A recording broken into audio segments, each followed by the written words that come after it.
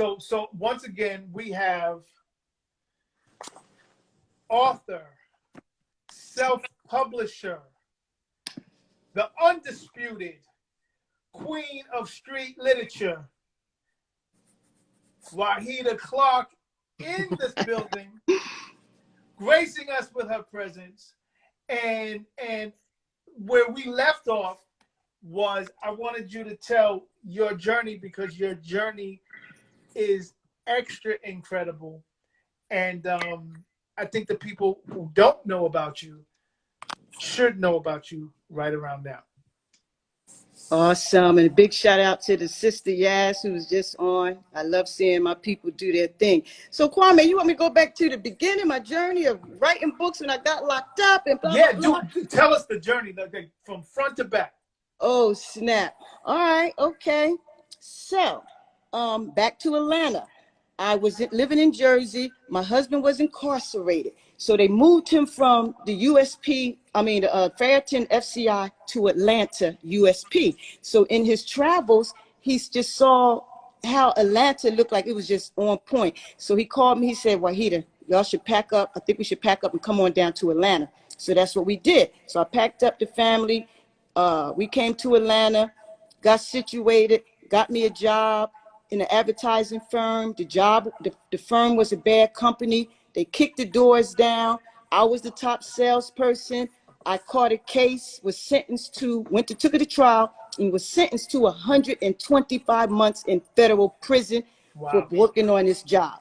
So during the time that I'm in the prison, now mind you, during the job, I had businesses in Atlanta, landscaping company, but property, vehicles. So after I'm locked up, of course, there's no one left to run any of my businesses and what have you. So I called home one day after I got situated. They sent me from Arizona to Lexington. I called home. I said, send me some money, because in the federal prison, I saw you need money to wash your clothes. You need money to buy soap powder. You need money to buy food. You need money to buy sneakers. The federal prison costs money, and then you have fines to pay while you are doing federal prison time.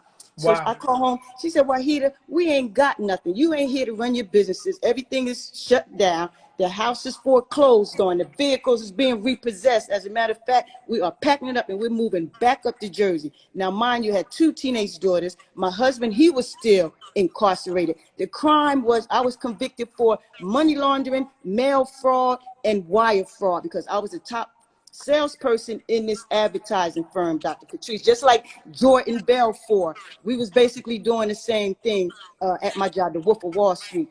So I called home. She said, it ain't no money. I hung up. I said, oh my gosh, what am I going to do? My prison job, because everybody in prison has to work. It's mandatory that you work. My job was the library, and I taught computer classes. So one morning after I had made this prayer, like, oh my gosh, what am I going to do? It ain't no money. I need money, not only now while I'm living in prison, to take care of my kids who are on the outside, and a foundation for whenever I got out of prison, which was 10.5 years. So shortly after that prayer, I'm sitting in the library. I pick up a Source or Vibe or XXL, was one of those type of magazines. It had a sidebar in there. This bald-head brother said he was in prison, and he had written a book called Be More Careful. I'm like, yo, he in prison and wrote a book. And I'm sitting here. I said, I'm in prison. Then I'm looking at all the books on the bookshelves, and I start visualizing my name on the spines of the books. Wahida Clark, Wahida Clark, Wahida Clark. So that's when I had my epiphany to write a book. So, make a long story short, the only books that they was buying from us was drugs. You know, if you want to make money now, motivational, forget it. But if you want, I needed to make money. So what they buy from us is pimps, hoes, drugs, murder, all that type of stuff. So Donald Goins, Iceberg Slim, I came up on those books when I came up. So I said, I got to write a book like that. Then my book was born, Thugs and the Women Who Love Them. So I started writing in prison. I got published. I got in trouble. They put me in a hole for getting published. I got kicked out of Lexington, got put in a hole for another, there's at number 9, for 9 months. They sent me to Alderson, West Virginia. I wrote more, got in more trouble. Martha Stewart came through. While I'm in prison, my books is hitting the USA Today bestsellers list, Essence Magazine bestsellers list, blah, blah, blah, blah, blah, blah. I get out, Cash Money Records, because the genre was so big. You know, we had Terry Woods, you had Sister Soldier, the coldest winter ever, True to the Game. We had all that stuff. So all the publishing companies was buying up our materials. So when I get out, I guess Cash Money said, why did only the white publishers take advantage? So they opened a street line and imprint, and I was their first book, and that's really catapulted my career even further. Wow. So that's how I got started. And the genre is called street literature, which nobody don't really know about it because the industry basically took everything. So that's why I said, okay, we got to fight. We got to let everybody know, school everybody on this genre called street lit. Because right now you have Power, that's our books. You have Empire, The Shy, all that stuff comes from our content. And I just had a round table with everybody, said, look, if we don't claim this genre, we're going to be there. Once upon a time was a genre called street lit. So I have a docu-series coming out called The Queen of Street Lit, you know, beginning to educate everybody on the genre. But two big announcements from that, Kwame, the Universal Hip Hop Museum. Yes. When we saw that was breaking ground, Nuance said, Mom, Wahida Jr., aka Nuance, she said, you got to get street lit in the hip hop museum. Street lit is hip hop is street lit. It's the same thing. They rap about it's the same thing. I said, you're right, because even Styles P wrote a street lit book. 50 G Unit, 50 Cent, he has street lit books. Prodigy, a lot of the rappers, I signed Grandmaster Cash. So again, street lit is hip hop. Yep. So we put the proposal together thanks to Maisha Hendricks. She walked it through, and lo and behold, street lit is now going to be a part of the Universal Hip Hop Museum. So that's very. Then on top of that, you were just saying to the sister, owning our running. We have so much content. Like for my publishing company, because while I was in prison, a lot of authors were sending me manuscripts and books. They said if she did it in prison, so can I. So I got in trouble for that too. They said I was running a business in the prison. But that's content. So we have so much content. For my publishing company alone, we have over 100 titles. So what we just did, we've launched a streaming company because we have all this content. If you ain't got nowhere to put it, because you go to the Hollywood, you got to beg them, put me on, do my movie. No, we doing it ourselves. So we're going to have our own streaming company. I can't wait to drop the name. Very shortly, we'll be able to do the press release, and we have all our content, a home for all of our content that we understand, that's our lives. So those are the big two announcements that Team WCP is so excited for. So I have a question for you. You were saying when you were incarcerated, they penalized you for running a business. You're not allowed to profit or make any kind of money anyway while incarcerated? Absolutely. Not in the federal system. I got in trouble not once, not twice, but 3 times because while I was in, look, and check this out. The prison is the one who gave a course on creative writing. I took the course, graduated, got the certificate, did everything the course said, wrote the book, got it published. They called me down to the lieutenant's office, holding up my book saying, what is this? How did you do this, Miss Clark? I said, I took your course, graduated, and I did what it said do. So that's how I did it. So that's when they put me in the hole and kicked me out. Then when I got to audition, same thing. The manuscripts was coming in, people.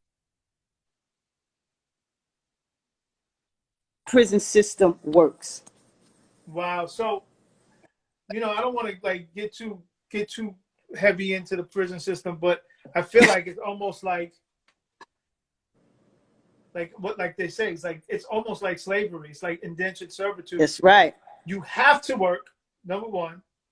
That's right. You have to work, and it's not like you're not working toward, you're not paying your way out of prison or anything like that. You're just doing jobs for them. That's right.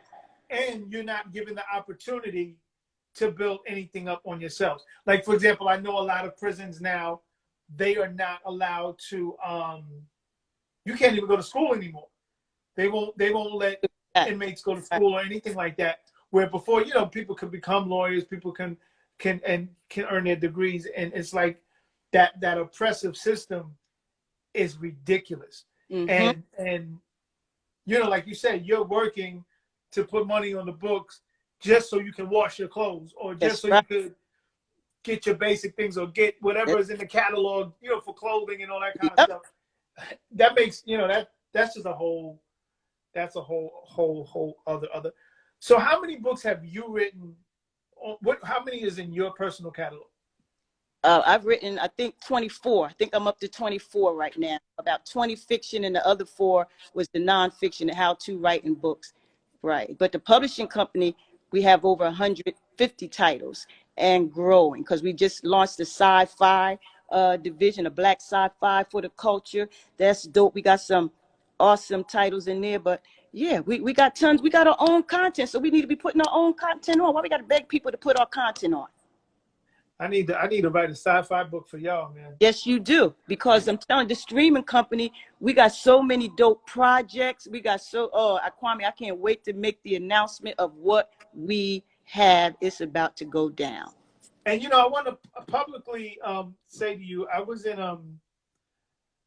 Atlanta on the 31st of July, and I know that you reached out and you offered your home to me and the other brothers that was on the thing. And you know, I apologize that I couldn't even make that happen. I didn't announce it. I'm not going to announce it, but there's something real crazy that I've been working on, and I was working on it in Atlanta as well. So I literally started at 7:00 that morning and was working on this project through and during the show, which was weird.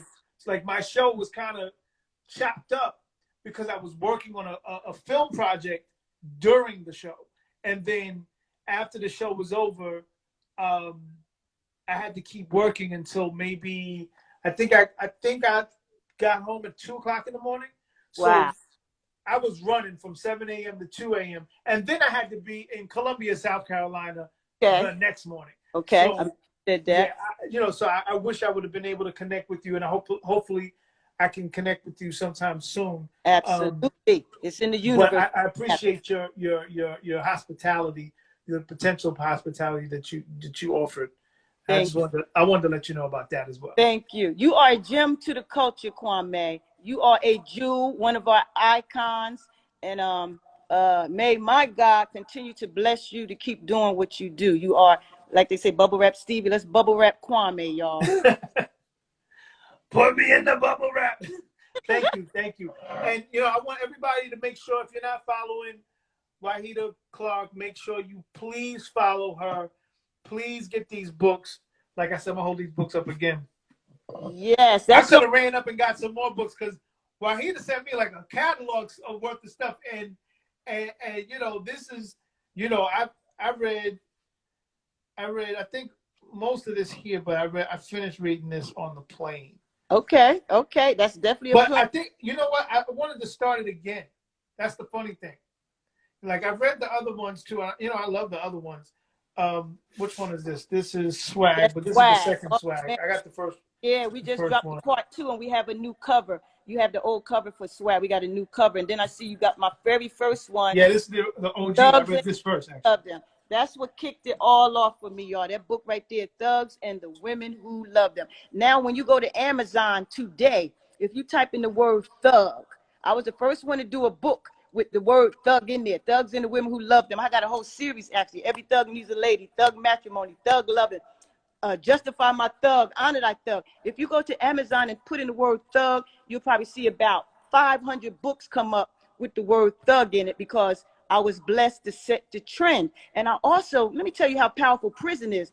I was the first one in our genre to pen a series. So I got the series going on and the word thug. So prison, at the time, of course, I was crying. Like I said, 125 months. I was like, what you talking about, Willis, to the judge? I looked at my lawyer. I said, what does that mean? He said, Wahida, that's 10. He said, Miss Clark, that's 10 and a half years. I said, oh my gosh. Lord have mercy. But I didn't know I could write. I never planned on writing, but that's what I was blessed to get into prison, turn them lemons into lemonade, get out. And now we're building not only a foundation for my family, but a foundation and legacy for the authors, the people in the genre, and then their extended families. I'm putting my people on because network, we got so many people with projects that don't have a home for them because, you know, they got the gatekeepers of Hollywood keeping them out. You know, we just need what Tyler Perry and Oprah, everybody say, have your own. Have your own. So I'm excited about that. All praise is due. That's right, brother DJ Cashville. You know what? This is, you know, sometimes we got to get deep, and this is one of those times. You know, a lot of times people look at what's in front of you, and when I say people look at what's in front of you, what's in front of us with this conversation is you were locked up 10.5 years, and people just put that in their mind. And then, you know, the other thing people put in their mind is while you were locked up, you were able to become what you became. But I think people need to look deeper into that. I believe in manifest destiny. I believe in there's no wrong thing that happens. Preach. I believe that, and I believe that with my whole soul, there's no Preach. wrong thing that happens.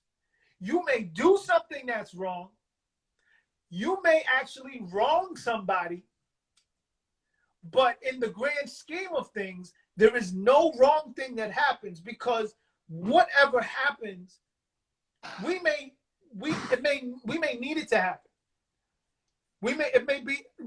It's supposed to happen because you have brought, in your case, you have brought something to us, to this world, to this universe, and the result is because of something that happened to you, and this is what came out of it. So there was nothing wrong in that. You had to go there. It's like saying, right, I want to go from Newark to Brooklyn, but I have to cross the Lincoln Tunnel or the George Washington Bridge, right? Or the Holland Tunnel. There's traffic on all three crossings. There's 2 to 3 hours worth of traffic. You're sitting in traffic. You're stewing, you're mad, you're blah, blah, blah. But once you get to Brooklyn, there's a great dinner waiting for you. Mm-hmm. There's friends and family waiting for you. And you might have, because you were sitting in traffic, you may have missed a whole bunch of crap that went on in that house before you got there. So there was no wrong thing. You had to go through that to get to there. There's no other way around it. So you know, I don't know if that was a good enough analogy, but That's it was an analogy all the same. Perfect. And you know, I commend you for that. You know, I really, really, you're very inspiring. I appreciate your presence every time we rock on Instagram and here on Twitter. You have brought me into some of your party circles and brought me in as a DJ, something that I never thought I saw myself doing, to be honest with you. Wow, no way. I didn't. I'm like, yo, No. like, you know, it was the pandemic. I don't consider myself a quote unquote, I won't have a t-shirt that says DJ on it. I like my classic hip hop, my classic R&B. I play this stuff in the house anyway. So I was like, I might as well play it online. And Man. And you allowed me, I feel, to improve. You allowed me to move and splinter off into a different direction. And I get DJ gigs. You know what I'm saying? I'm like, well, what? You want to hire me as a DJ? That's how we supposed to compliment each other, Kwame, right? We supposed to compliment each other like that. Because what you put out, you get back. You put vibes, you get good vibes, and you get blessings back. You do things not to get a reward. You just do it so your good deeds outweigh your bad deeds, and we appreciate you. Yes, thank you, and I appreciate you, and I appreciate you for coming. I want everybody to send some flowers right now. Everybody, throw the flowers up for Wahida Clark. Thank Send you. those flowers. Send those flowers to the queen of street lit. Thank you. Flowers up right now. Flowers up. Thank Flowers you. up, everybody. Shout out to everybody. Shout out to everybody. Appreciate y'all. Appreciate y'all. Thank you. Thank you. And hopefully I'll get to see you soon. And I'm serious about that sci-fi book. I literally have been writing, and I'm calling it a sci-fi book because my brain is so weird. I don't know if it can fit into anything but sci-fi. But yeah, I'll explain it to you. That's you. You need to finish it. That's it. Go ahead. Which I know you will, because you Kwame. But yes, finish it. It definitely has a home, not only for the book, but for the TV show or whatever we turn it into, the movie. Yeah. But whatever. So the world is ours. This is just a perfect time for right now. So yes, thank you so much, my good brother. I forgot I was going to say something. It slipped my mind that quick, but I appreciate the platform. Everybody follow Wahida Clark on Instagram. I was trying to bring in little Wahida Jr. So she loves you, Kwame, and yes, Nuance. What up? Want to do other projects with you. So we're excited, and thank you, everybody. Continue. Shout out to everybody on Instagram and Twitch. Sometimes you just be like, oh my gosh, you just need to hear some music, just need to just get into the zone. And so that's what you do for me. You help me get in the zone and stay in the zone, and then talking with everybody. This is like a community, the camaraderie. I done hired some of the people on this feed, do business with some of these people. This just happened from us just being in the room with you. And see, but that's what I'm trying to do. The reason why I'm bringing in entrepreneurs, because before, I was bringing in like other rappers and stuff, and they were performing and stuff. But I want to bring in entrepreneurs, number one, entrepreneurs of color, number two, so we can circulate our dollars. Mm-hmm. Y'all support me, and I want to be able to find my way to support y'all.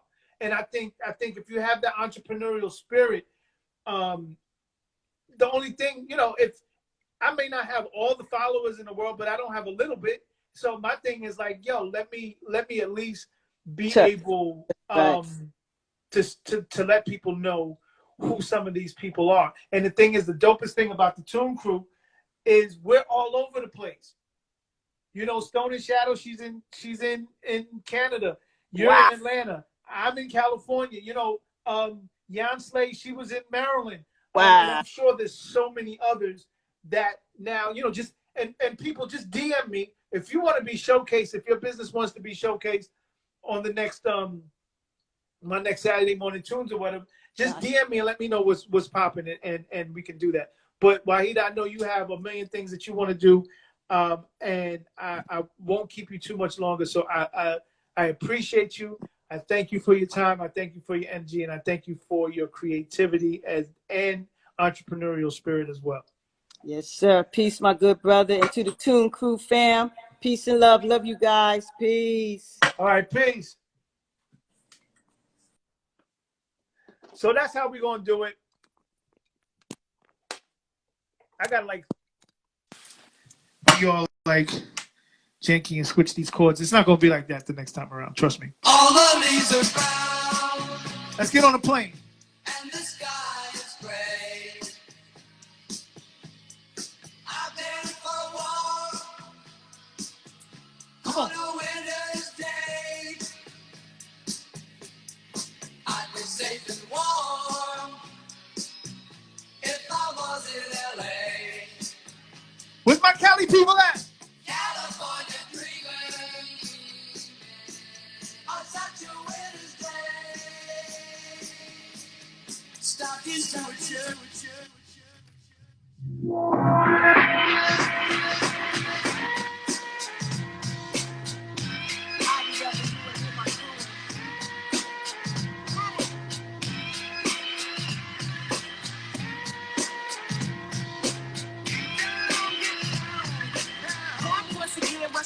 Like a green light, yo, stacking, button up another meat fight, booty still packing, rights taking care of, kicking terror, deep to the game, thinking never. You know I'm from the league, my soul off, scrub if I have to, eating food down, smoking them in the ground. See, we getting mad, trying to step to the yo-yo, because they man be out on on, blowing kisses at my photo. See, I'm in your by a tree, getting down while your neck snapping free. Scot free, a cycle's on the loose. And if you haven't seen me, it's cause I break and disappear like a genie. A beanie is what the girlies wear when we're mobbing. IBWS, truth and crew, and you're doing the time when I started walking the road to styles, leaving dead bodies for miles and miles. Yeah, come on.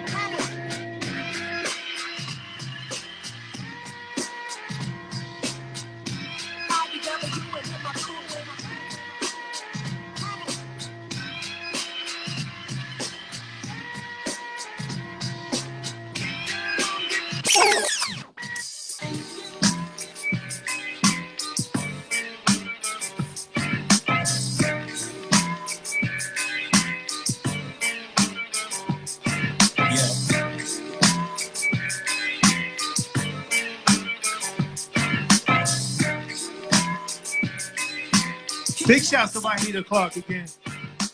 Just waking up in the morning, gotta thank God. I don't know, but today seems kinda odd. No barking from the dog, no small. And mama cooked the breakfast with no hog. I got my grub on, but didn't dig out. Rusty Horse, Finally what got up, a call from a girl I wanna dig out. Hooked it up for later as I hit the dope, thinking, will I live another 24? I gotta go, cause I got me a drop top. And if I hit the switch, I can make that drop. Had to stop at a red light, looking in my mirror, not a jacker in sight, and everything is alright. I got a beat from Kim, and she could do it all night. Called up the homies and I'm asking y'all, which part are y'all playing basketball? Get me on the court and I'm troubled. Last week messed around and got a triple-double. Freaking brothers every way like it is like it. I can't believe today was today.